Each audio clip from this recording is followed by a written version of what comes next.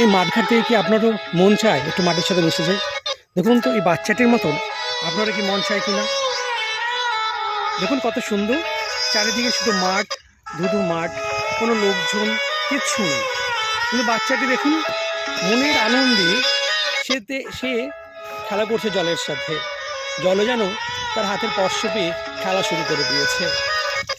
অঙ্কিতা, তুমি কি করছো? কি সুন্দর দেখুন, ও বলছে খেলা করছে। তুমি কিসে পড়ো?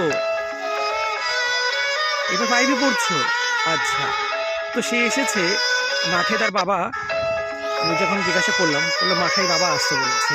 এই মটরশুঁটি খেয়ে এখানে কিছু পাখি বসে, তাই এই দুপুর টাইমে ও একটু ফাঁকা আছে স্কুল থেকে আসার পরে, তাই এখানে বসে সেই পাখি তাড়াচ্ছে আর এই জলের সাথে খেলা করছে।